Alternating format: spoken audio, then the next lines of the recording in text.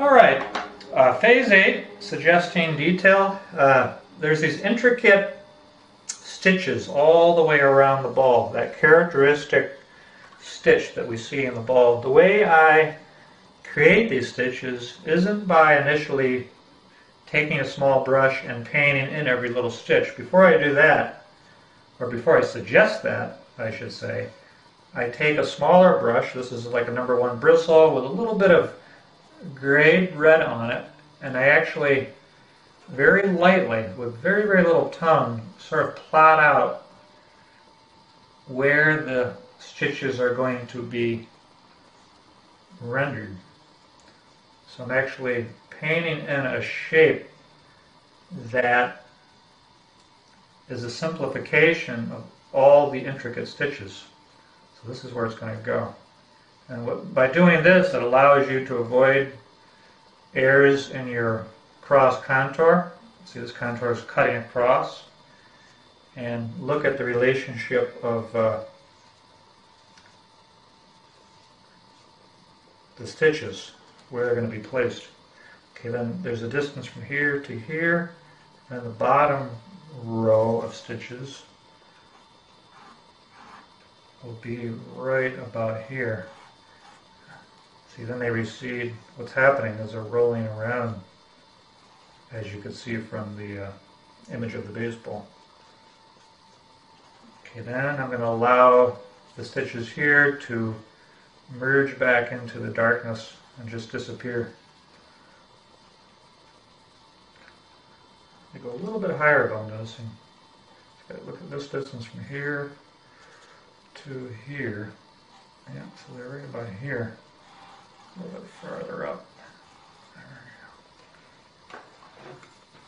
Suggesting detail, I've got the camera zoomed in onto one of those areas that I just placed down to, represent the stitches in a simplified manner. Now I've mixed up a little bit of burnt umber, and I'm using a very, very, very small brush. It's a 0000 size brush, so it's very, very small.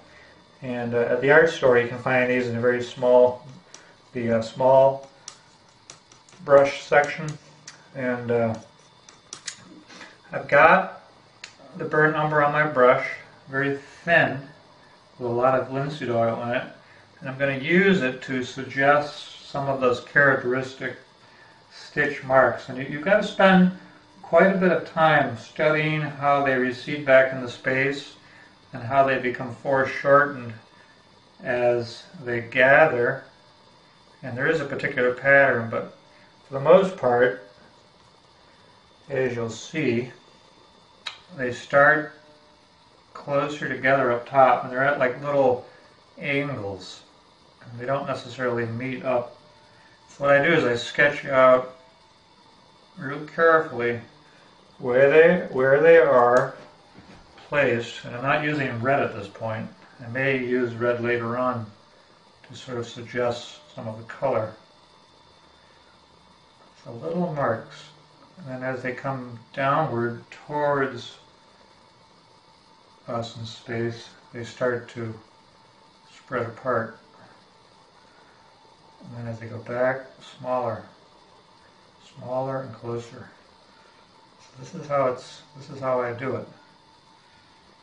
You really, as you do it, you have to look at your contour carefully.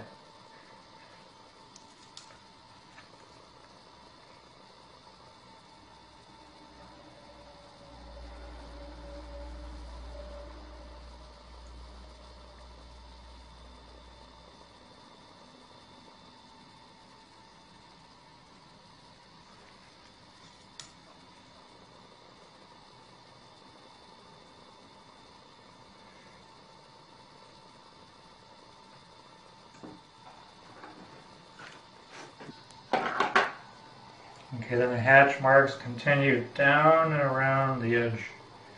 Later on, when I start restating things, some of these little stitch marks will become subdued and diffused.